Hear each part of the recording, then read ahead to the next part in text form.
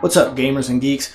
Matt again with That's Fair Podcasting and Gaming Geeks Live. And in this video, I'm just going to do a retro video based on 80s music. I know it's not exactly gaming or anything like that, but it is a retro for That's Fair Podcasting that I wanted to do. I've been wanting to do this video for a while, but it's based on the struggles that we Gen X and older millennials had in the 80s with music. So stay tuned.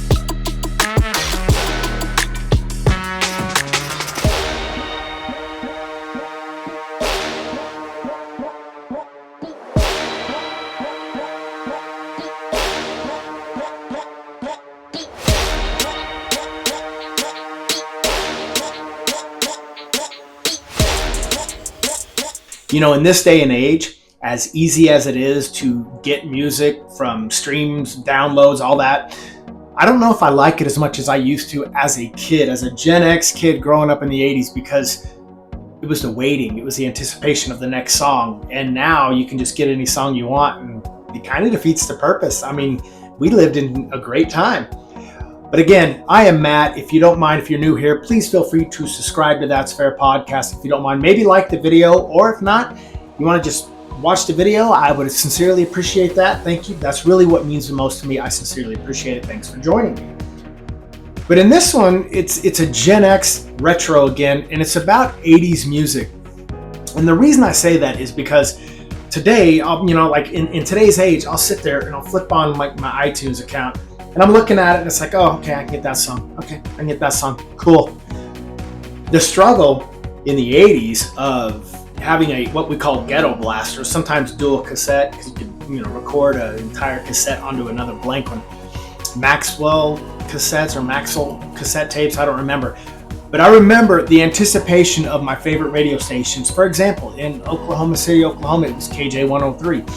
And we had, we would sit there. Sometimes you'd call in, request your songs, wait. You had it recorded, but pause. So all you had to do is just hit the pause to unpause and record. And, it was waiting for the next song, and the 80s music was already badass anyway, because let's be honest, it's not all I listen to. I listen to all kinds of music from all genres except for country.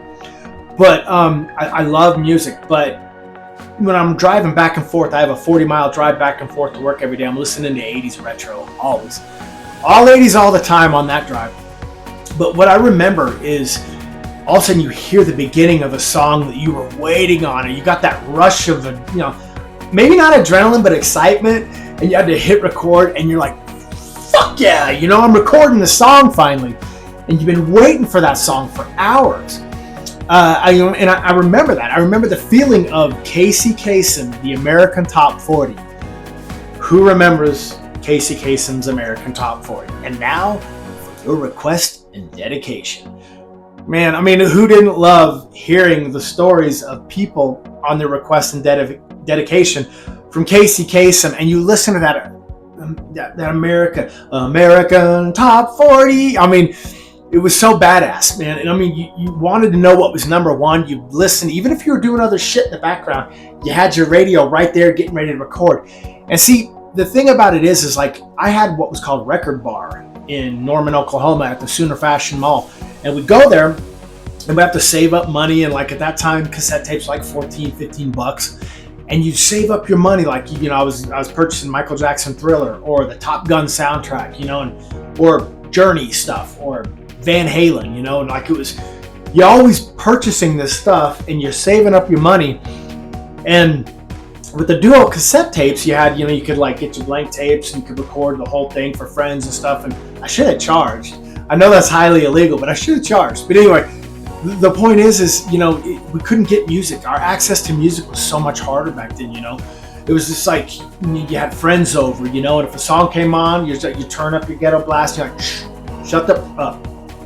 You didn't want to hear it. You had a 4-minute song, like Van Halen, Running with the Devil's On, shut the hell up, And that was badass, man. You had parties with these 80s music. And the thing about it is it's just so boring. It's nice to have that access nowadays where you can just download a new song if you hear it, boom. Yeah, that's great. But back then, man, I think bands were becoming popular through word of mouth. Like, I don't know how many times I had friends, like, Like I was just talking to my friend B-Ray about this today, and we're talking, remember, we were talking on the phone about this just today. He goes, remember when back then you heard a band, you tell your friend, hey man, you ought to hear Kansas, or Boston, you ought to hear their latest album, Third Stage. And you're talking about this, and you're like, okay, and so you play it for your friends through word of mouth and let them hear it, and then they're going out and they're going out and buying it. I mean, back then, man, bands had to gain, this momentum through word of mouth because there was no social media. You didn't have that shit helping you get popular. You didn't have these artists now that have such shit. They suck. I mean, you have auto-tune, auto-pitch, all this, but the thing about it is back then is, you had your hot summer days, you play in the water, whatever, but you're listening to this music and you're waiting and anticipating, like an American Top 40. You're waiting for this music to come on, and when it finally does and you're recording it, you can play your tape back and you're so stoked. And it'll never be like that again.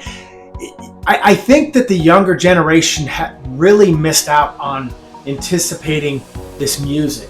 Just anticipating it. And there was even a thing called Columbia House that offered you at that time 12 cassette tapes for a penny. But you had to, you tape the penny to the thing, you mail the penny off. And then in the mail, you have literally 12 cassette tapes coming back of the actual music of the people you chose. Like I was choosing Journey, like Journey Frontiers, Journey Escape, for my sister and me, because big Steve Perry fans.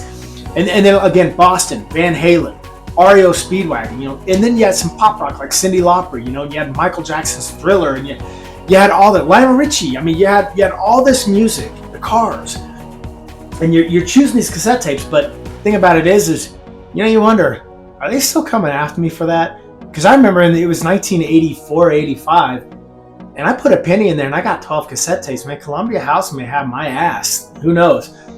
But you got those tapes, man. You showed them off to your friends. You told your friends about it, and they didn't care about fucking up their credit. It wasn't about that. Who cares, But yeah, it was a different time, man. It was a different thing. Like, when I was talking to my friend B-Ray again about how, you would go to like a record store and they have just a brand new release of cassette tapes. And you're calling your friend on a payphone, hey man, you better get here, man. Right now they have, looks like 24 Van Halen 1984 cassettes, man. You better get here and grab it while you can. And you pull it out and they had the big plastic sleeves that would protect them from his auto theft device.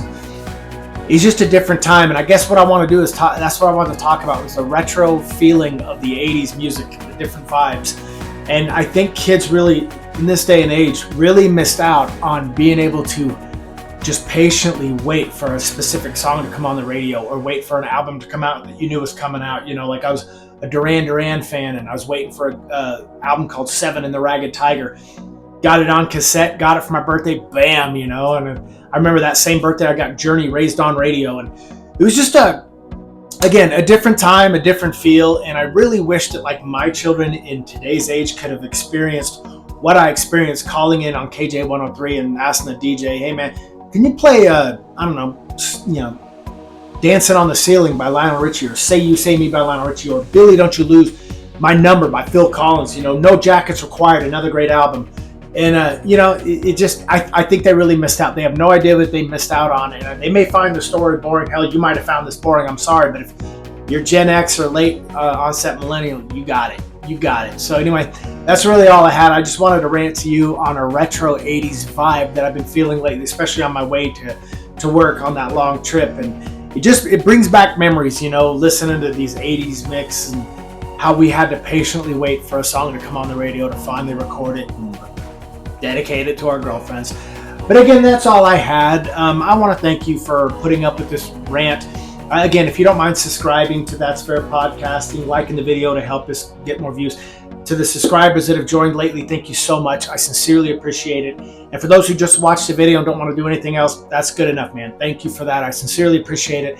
And to everyone out there, all love to you. And I'm outro.